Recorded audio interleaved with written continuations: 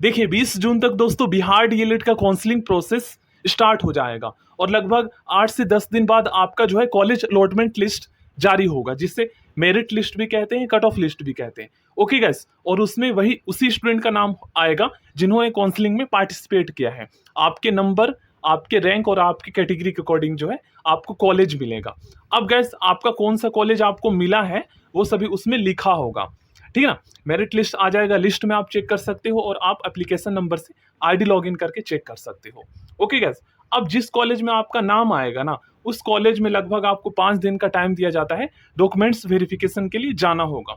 तो क्या क्या डॉक्यूमेंट्स आप लेकर जाएंगे ये आज के इस वीडियो में आपको बताने वाला हूं।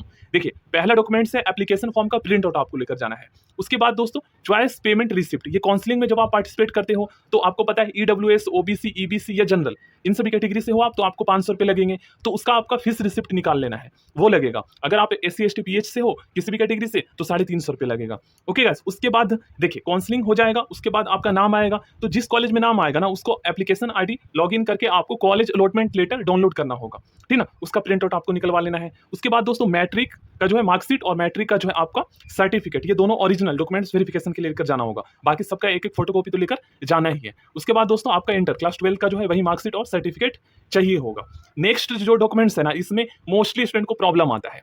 देखिए दोस्तों, वे स्टूडेंट जो ग्रेजुएशन कर रहे हैं और साथ ही साथ डीएलएड का भी फॉर्म भर दिए हैं, डीएलएड में भी एडमिशन लेना चाहते हैं, तो प्रॉब्लम उनके साथ आता है। देखो गाइस, अगर आप इग्नू से जो है ना ग्रेजुएशन कर रहे हो तो वहां पर क्या होता है कि आपका क्लास 12 का माइग्रेशन सर्टिफिकेट या टीसी जमा नहीं होता है, ठीक है। तो ऐसे में आपके पास क्लास 12 का टीसी या माइग्रेशन सर्टिफिकेट होगा तो इसी से आपका एडमिशन हो जाएगा डीएलएड में। लेकिन बहुत सारे कॉलेज ऐसे होते हैं दोस्तों बिहार में, जहां पर जब आप बीए में, बीकॉम में एडमिशन लेते हो तो आपका क्लास 12 का जो है टीसी या माइग्रेशन सर्टिफिकेट जो है वो जमा कर लिया जाता है। और जब आप ग्रेजुएशन कंप्लीट कर लेते हो तब आपको सीएलसी मिलता है, या जब आप ग्रेजुएशन बीच में ही छोड़ देते हो, ठीक है, तब आपको जो है सीएलसी मिलेगा। तो दोनों में से कोई एक आपको चाहिए होगा जब आप जो है एडमिशन लेंगे डीएलएड में, जब आपका डॉक्यूमेंट्स वेरिफिकेशन होगा। तो आप समझ जाइए दोस्तों, अगर आपका ग्रेजुएशन कंप्लीट हो गया तो सीएलसी होगा। अगर आपने ग्रेजुएशन में एडमिशन नहीं लिया है तब आपके पास क्लास 12 का टीसी या माइग्रेशन होगा, या फिर आपने ग्रेजुएशन में एडमिशन ले लिया है तब तो इनमें से दोनों, मतलब इन दोनों में से कोई भी आपके पास नहीं होगा। तो इस सिचुएशन में आपको चाहे तो ग्रेजुएशन छोड़ना पड़ेगा, तो यही लास्ट ऑप्शन है आपके पास, तभी आपको सीएलसी मिल पाएगा। ये चीज आपको पता होना चाहिए, ठीक है। तो यहाँ पर क्या कहा गया, महाविद्यालय परित्याग पत्र ये चाहिए होगा आपको, ठीक है। उसके बाद माइग्रेशन सर्टिफिकेट ओरिजिनल चाहिए। ओके गाइस, वहीं से आपको कॉलेज में मिल जाएगा। अगर आप उन्हें बोलते हैं कि मैंने ग्रेजुएशन नहीं किया है, मेरे पास क्लास 12 का टीसी माइग्रेशन, तब कोई प्रॉब्लम नहीं आएगा, आप उन्हें दिखा दीजिएगा, लेकिन होना चाहिए।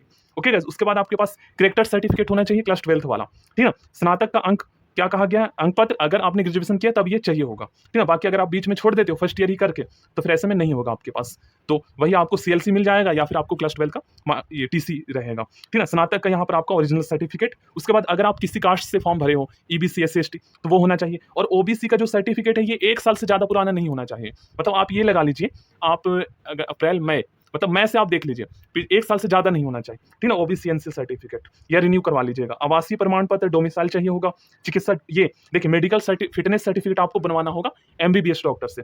तो इसका जो है ना परफॉर्मा आपको फॉर्मेट मिल जाएगा, आप सर्च कीजिएगा यूट्यूब पर। तो उसके बाद शपथ पत्र, ये जो है ना इसका जो है आपको प्रिंट आउट कॉलेज में ही मिलेगा, डीएलएड कॉलेज में, उसको भरकर आपको देना होगा। उसके बाद आइडेंटिटी कार्ड में कोई भी चल जाएगा, आधार कार्ड या आपके पास वोटर आईडी कार्ड हो तो। उसके बाद पीएच कैटेगरी वाले स्टूडेंट को जो है सर्टिफिकेट चाहिए और वर्तमान का फोटो चाहिए हस्ताक्षर के साथ, 5 फोटो होना चाहिए, ठीक है। हस्ताक्षर मत कीजिएगा, फोटो रख लीजिएगा। तो यही डॉक्यूमेंट्स आपके पास होना चाहिए। डॉक्यूमेंट्स वेरिफिकेशन के टाइम तो लगभग अभी आपके पास 15 दिन का टाइम है, अरेंज कर लीजिए आप लोग, क्योंकि काउंसलिंग प्रोसेस 25-26 तक चलेगा।